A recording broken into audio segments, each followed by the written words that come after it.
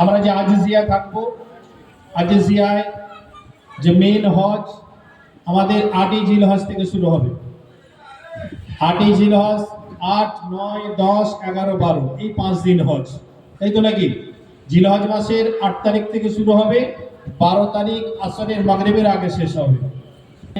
তাদের সমস্ত আরকানগুলোকে পুরো করাতে হবে, ওই জন্য আমাদের আগে থাকতে নিয়ে ওখান থেকে জড়ো করা হয়। তো যাই হোক, আমরা যে আজিজিয়া যা থাকবো, সে আজিজিয়া থেকে আমাদের হোটেল থেকে আমাদের 7 তারিখ নোটিশ টাঙিয়ে দেওয়া হবে হোটেলে, যে আপনাদের অমুক টাইমে মিনায় নিয়ে যাওয়া হবে বা বাস আসবে। মোয়াল্লিম এসে নোটিশ টাঙিয়ে দেবে, আমরা সেই নোটিশ অনুযায়ী আমরা ইনশাল্লাহ রেডি থাকবো। কার্ড আছে, সেই কার্ডটা থাকবে এক জোড়া সেলাই করা জামা এক সেট নেবেন, জামা পায়জামা, কেননা 3 দিন পরে আপনাকে এহরাম খুলে ফেলতে হবে। 10ই জিলহজ কুরবানি হয়ে গেল, আপনার এহরাম খুলে ফেলতে হবে, নেড়া হয়ে এহরাম খুলে ফেলতে হবে, সেই জন্যে সেলাই করা জামা কাপড় এক সেট নিতে হবে। তাহলে আমরা 7ই জিলহজ অমুক টাইমে আপনারা রেডি থাকবেন। 8টা হতে পারে, 9টা হতে পারে, 10টা হতে পারে, রাত 1টা হতে পারে, ভোর 4টে হতে পারে, যে টাইমে আমরা দেবে তার ঠিক 2-3 ঘন্টা আগে আমরা এহরাম করে নেব। এহরাম করে 2 রাকাত সুন্নতুল এহরাম নামাজ পড়ে নেব। নামাজ পড়ে নিয়ে ওই যে নিয়তটা করব, ওই নিয়তটা কিন্তু হজের নিয়ত হবে। এতদিন আমরা ওমরার নিয়তে ছিলাম, এখন আমরা ওই 7ই জিলহজ রাত্রে কিংবা সন্ধ্যেবেলা হজের নিয়তটা করে নেব। ইয়া আল্লাহ, আমি হজ মোবারকের জন্য ইহরাম পরিধান করছি, আমার জন্য সহজ করে দিন, আমার পক্ষ থেকে কবুল করে নিন। তাহলে হজের নিয়ত করে নিয়ে ইহরাম পেতে নিলাম। ইহরামের যে সমস্ত বিধিগুলো আগে শুনিয়ে দিয়েছি, সেগুলো বহাল থাকবে। কোনো পাতা ছেড়া যাবে না, চুল কাটা যাবে না, কাউকে কষ্ট দেওয়া যাবে না, গালি দেওয়া যাবে না, মুখ দিয়ে কোনো কথা বেরোবে না। এই সমস্ত বিধিগুলো আমাদের মানতে থাকবো আমরা, আর আমরা লব্বাইক করতে থাকবো। লব্বাইক আমাদের জারি হয়ে যাবে। ঠিক টাইমে মোয়াল্লিমের বাস এসে যাবে, আমরা বাসে উঠে পড়বো। বাসে উঠে আমাদের যে নির্দিষ্ট ছোট ব্যাগ নিয়ে আমরা চলে যাব মিনা ময়দানে। মিনা ময়দানে আমাদের নির্দিষ্ট তাঁবু থাকবে, খিমা থাকবে। দেখুন, এটা হচ্ছে মিনা ময়দান। মিনা ময়দান হচ্ছে তাঁবুর শহর। আমাদেরকে যে টেন্টে রাখা হবে, সেই টেন্টের একটা বেল্ট আমাদেরকে দিয়ে দেওয়া হবে আগে থেকে। তাতে কিরকম ভাবে নাম্বার লেগে থাকবে, এই দেখুন ছবিতে দেখে দিলে, দেখুন 318/502 এরকম 3 নম্বর। এটা হচ্ছে রোড নাম্বার বা ফোন নাম্বার, এটা হচ্ছে তাঁবু নাম্বার 18/502, এরকম ভাবে নাম্বার লেখা থাকবে। এই নাম্বারটা আমাদের কোন কাজে লাগবে? প্রথম দিন আমাদের তাঁবুতে পৌঁছে দেবে। মাশাআল্লাহ, আমরা একদম তাঁবুর সামনে দিয়ে আমাদের নামিয়ে দেবে। তাঁবুতে আমরা ঢুকে গেলাম, আমাদের নির্দিষ্ট বেড রাখা থাকবে। ঠিক এরকম বেড রাখা থাকবে, দেখে নেবেন, এরকম বেড রাখা থাকবে। এই বেড আমরা আমাদের নির্দিষ্ট একটা বেড আমরা নিয়ে নিলাম, নিয়ে আমরা সাবানপত্র রেখে দিলাম। ঠিক তাঁবুর ভেতরটা এরকম থাকবে, দেখুন, একদিকে মেয়েদের, একদিকে ছেলেদের, M2 F2। F মেয়েদের এটা তাঁবু, এটা ছেলেদের তাঁবু। যারা স্বামী স্ত্রী যাচ্ছেন, আপনারা ছেলেরা সামনের তাঁবুতেই ঠিক আপনার স্ত্রীরা থাকবে, ভয়ের কোনো কারণ নেই, আপনারা কথা বলতে পারবেন বাইরে এসে। তো এটা হচ্ছে তাঁবুর ভিতর। এরকম নম্বর দেওয়া যে আমাদের কার্ডটা দেবে, এই কার্ডটা আপনাদের সবসময় হাতে রাখতে হবে। এইটা আপনি কখন কাজে লাগবে? যখন আপনি পরের দিন, যখন আপনি বাইরে বের হবেন, যখন আমরা পরের দিন আরাফাত থেকে এসে কাকর মারতে যাব, সেই কাকর মারার পরে আমরা রাস্তা গুলিয়ে ফেলব, প্রচন্ড ভিড় হবে সেদিন। সেই সময় আপনার ওইটা কাজে লাগবে। ওইটা কাকে দেখাবেন? এ দেখুন, আপনাদের এরকম ভারতীয়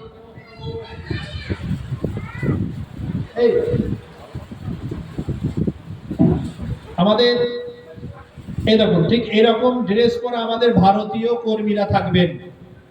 ছবিটা দেখে নেন, ভারতীয় পতাকা চিহ্ন আছে জামায়, পেছনেও বড় করে দেওয়া থাকবে। এরকম লোক আপনার মোটামুটি 10-20 হাত 25 হাত ছাড়া দাঁড়িয়ে থাকে। এনাদেরকে আমাদের এইটা দেখাতে হবে। এই নাম্বারটা দেখালে ওনাদের কাছে ম্যাপ আছে, বড় ম্যাপ নিয়ে দাঁড়িয়ে আছে। উনি ম্যাপ অনুযায়ী খানিকটা বলে দেবে, খানিকটা যে ফের চিনতে পারবে না, ফের দেখাবেন একজন, ফের আপনাকে বলে দেবে।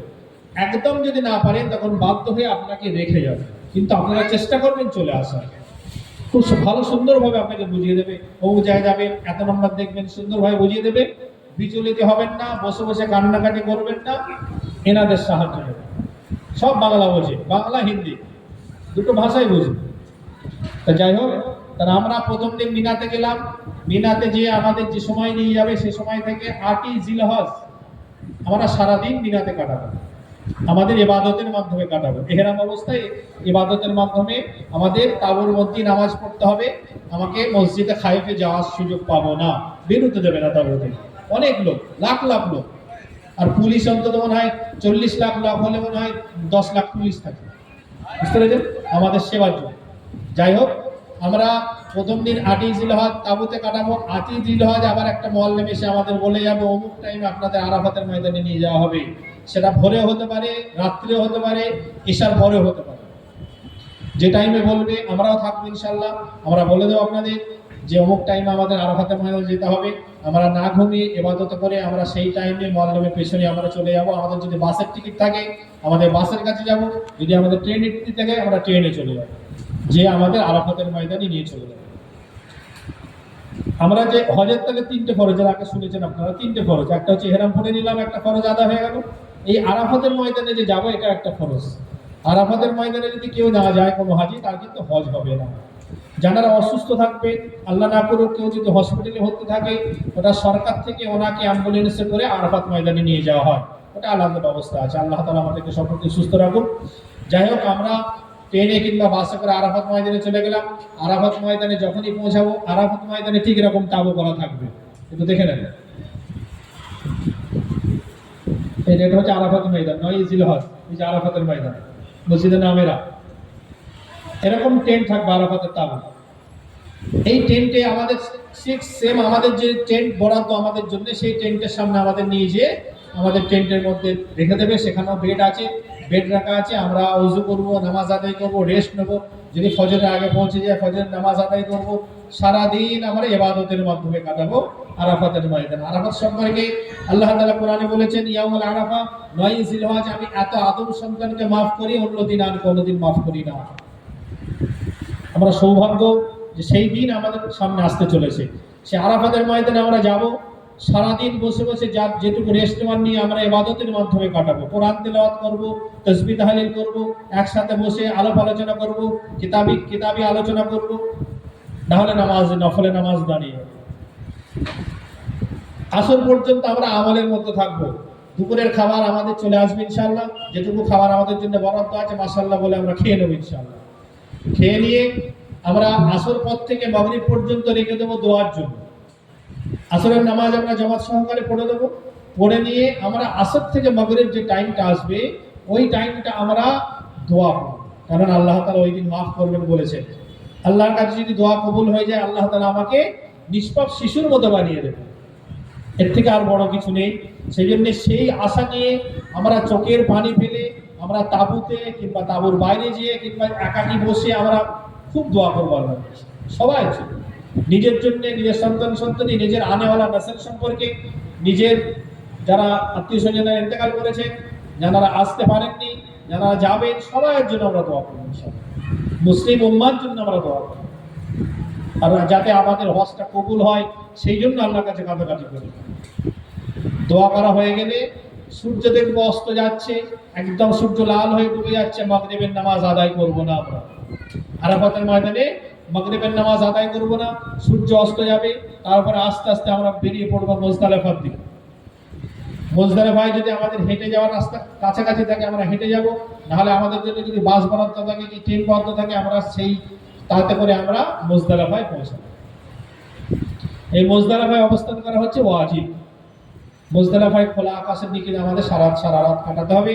আমরা যখনই পৌঁছাবো, সেটা রাত 10টা হোক, রাত 11টা হোক, রাত 12টা হোক, রাত 1টা হোক, যখনই পৌঁছাবো আমরা প্রথম পৌঁছে আমাদের নির্দিষ্ট জায়গায় আমাদের বেডশিট বিছিয়ে আমরা কি করব, ওযু করে প্রথম মাগরিবের নামাজ আদায় করে নেব। মাগরিবের নামাজ আদায় করে নিয়ে আমরা ফের তারপরে ঈশার নামাজ আদায় করে নেব। তারপরে সুন্নত বেতের সব করতে হবে। তাহলে মাগরিব আর ঈশা আমরা মুজদালিফায় একত্রিতভাবে পড়ব। পড়ে নিয়ে পড়া হয়ে গেল। নামাজের পরে আমাদের যে নির্দিষ্ট ট্রেন কিংবা বাস, ওখান থেকে আর কিছু বাস দেবে না। যদি বাসে যায় বাস দেবে না, আমাদের হেঁটে হেঁটে যেতে হবে। যদি ট্রেনে আমরা যেতে পারি, ট্রেন সবার জন্য আছে। আমরা যদি ট্রেনের ফাঁকা পাই ট্রেনে উঠে পড়বো। ট্রেনে উঠে গেলে ট্রেনে যদি আমরা যাই, আমাদের কোথায় নামিয়ে দেবে, জামারা, যেখানে পাথর মারা হয় শয়তানকে। তাহলে আমাদের 10ই জিলহজ মানে 9ই জিলহজ রাত হয়ে গেল, 10ই জিলহজ সকালে আমরা চলে এলাম ফের মিনাতে জামারার কাছে। জামারায় প্রথম আমাদের কাজ হলো বড় শয়তানকে 7টা কাপড় মারা। 3টে শয়তান, তার মধ্যে প্রথম দিন 10ই জিলহজ প্রথম দিন এসে আমাদের 7টা কাপড় আমাদের বড় শয়তানকে মারতে হবে। আমরা নিশ্চয়ই যদি আমরা একসাথে থাকি ইনশাল্লাহ আমরা দলবদ্ধভাবে যে আমরা প্রথম বড় শয়তানকে কাপড় মেরে একটু দোয়া করে নিয়ে আমরা ফের আস্তে আস্তে এবার পরের কাজ হবে কুরবানি এবং মাথা বন্ধন। কুরবানির জন্য মাশাআল্লাহ আমরা আপনাদের আগে থেকে সব টাকা নিয়ে নেওয়া হয়েছে, আরও যারা দাননি তারা দিয়ে দেবেন। কুরবানি আমরা রেডি করে রাখবো, আমরা প্রত্যেকের নাম্বার নিয়ে রাখবো, ওখানে যে একটা করে সিম নিয়ে নেবেন, প্রত্যেকে অ্যান্ড্রয়েড ফোন নেওয়ার চেষ্টা করবেন। সিম নিয়ে নিলে প্রত্যেকের নাম্বার আমাদের কাছে থাকবে, কিংবা একটা একটা গ্রুপ লিডার যারা কাছে থাকবেন তাদের নাম্বার আমাদের কাছে থাকবে। যদি আমাদের সাথে কুরবানি করতে কেউ যেতে চান কাবার কাছে তাহলে আমাদের সাথে চলে যাবেন। যারা না যেতে পারবেন তাদেরকে তাঁবুতে যেয়ে ওয়েট করতে হবে। কাপড় মারা হয়ে গেল, মাথা নাড়া এখন হবেন না যতক্ষণ না কুরবানি হচ্ছে। তাঁবুতে যাবেন, আমরা ফোন করে বলে দেবো 1 ঘন্টা কি 2 ঘন্টা পরে যে হ্যাঁ কুরবানি হয়ে গেছে, চাচাজি নাড়া হয় না, ভাই সাহেব কুরবানি হয়ে গেছে, নাড়া হয় না। তখন আপনাদের মাথা মুন্ডন করতে হবে। মাথা মুন্ডন হয়ে গেল, আপনাদের এহরাম থেকে আপনি ফারেক হয়ে গেলেন। এবার এহরাম খুলে গোসল করে আপনি সাধারণ জামা কাপড় পরে নেবেন। ওই 10 তারিখে আর একটা কাজ আছে, সেই কাজটা আমরা করব না, সেটা হচ্ছে তওয়াফে জিয়ারত। তওয়াফে জিয়ারত হচ্ছে একটা ওয়াজিব, এই ফরজ তাহলে 2টো ফরজ আমাদের হয়ে গেছে, এহরাম পরা আর তায়েফের এই আরাফাতের ময়দানে অবস্থান। আর একটা ফরজ হচ্ছে এই যে আপনার তওয়াফে জিয়ারত। তওয়াফে জিয়ারত কিন্তু আপনি যদি অসুস্থ থাকেন তাহলে হুইল চেয়ার দিয়েও আপনাকে করতে হবে 13 তারিখের মধ্যে, মানে 12 তারিখ আসরের আগে। তাহলে 10 তারিখ করা উত্তম। 10 তারিখে এত ভিড় হবে কাবা শরীফে আমরা নামতে পারবো না, প্রচন্ড কষ্ট হয়ে যাবে। তাহলে আমাদের যেটা আমরা প্রতিবার করি, আমরা 11 তারিখ সকালবেলা ফজরের আগে আমরা চলে যাই কাবা শরীফে। সারাদিন রেস্ট পেয়ে গেলাম মিনাতে রেস্ট নিয়ে নিলেন। 11 তারিখ সকালবেলা সুবহ সাদিকের আগে আমরা বেরিয়ে পড়লাম কাবার উদ্দেশ্যে। কাবা শরীফে যাব, সেখানে যদি ফজরের নামাজ আদায় করতে পারি, যদি পৌঁছে যেয়ে আদায় করে নেবো, নাহলে আমরা ফজরের নামাজ পড়ে বেরোবো, যেটা সুবিধা হবে সেটা করবো। নামাজ আদায় করে নিয়ে আমরা তওয়াফ শুরু করবো, তওয়াফে জিয়ারত। তওয়াফ করলাম, ওটা সাধারণ ড্রেস হবে, তখন ইহরাম থাকবে না। তওয়াফে জিয়ারত হলো সাই করবো, তওয়াফ করবো, সাই করবো। সাই করতে করতে আমাদের 10টা 11টা যদি বেজে যায়, ফেরার সময় জোয়ালের পর হয়ে গেলে আমরা ফেরার সময় ওই দিন 3টে শয়তানকে পাথর মারতে হবে, বড় শয়তান, মেজো শয়তান, ছোট শয়তান। হ্যাঁ, ছোট প্রথম আসার সময় ছোট শয়তানকে 7টা পাথর মারতে হবে। 7টা পাথর মেরে নিয়ে সাইডে যে একটু দোয়া করতে হবে। তারপরে মেজো শয়তান আসবে, মেজো শয়তানকে ফের 7টা পাথর মারলাম, পাথর মেরে সাইডে গিয়ে একটু দোয়া করে নিলাম। তারপর বড় শয়তানকে পাথর মেরে আর দোয়া করবো না, আমরা আস্তে আস্তে আমাদের তাঁবুতে চলে আসবো। তাহলে 11 তারিখ কাজ হয়ে গেল। 12 তারিখ আমাদের 11 তারিখে আর কিছু কাজ নেই, ইবাদতের মাধ্যমে কাটানো। 12 তারিখে আমাদের আরেকটা কাজ হচ্ছে 3টে শয়তানকে ফের পাথর মারা, সেটা হতে হবে সূর্যাস্তের আগে। মানে সূর্যাস্তের আগে আমাদেরকে 3টে শয়তান, প্রথমে ছোট শয়তান, তারপরে মেজো শয়তান, তারপরে বড় শয়তান, 3টে শয়তানকে পাথর মেরে আমাদেরকে সূর্যাস্তের আগে মিনা ত্যাগ করতে হবে। যদি না আমরা পারি, অসুস্থ হয়ে যাই, তাহলে আমাদের কি করতে হবে, মিনায় থেকে যেতে হবে। ফের 13 তারিখ সকালবেলা মানে জওয়ালের পরে আমাদেরকে ফের 3টে শয়তানকে পাথর মেরে আমাদেরকে মিনা ত্যাগ করতে হবে। ওই জন্য 72টা পাথর নিতে বলা হয়। যদি বাই চান্স মিস হয়ে যায়, আপনাকে 13 তারিখে পাথর মারতে হবে। মোটামুটি একটু বুঝে এসছে?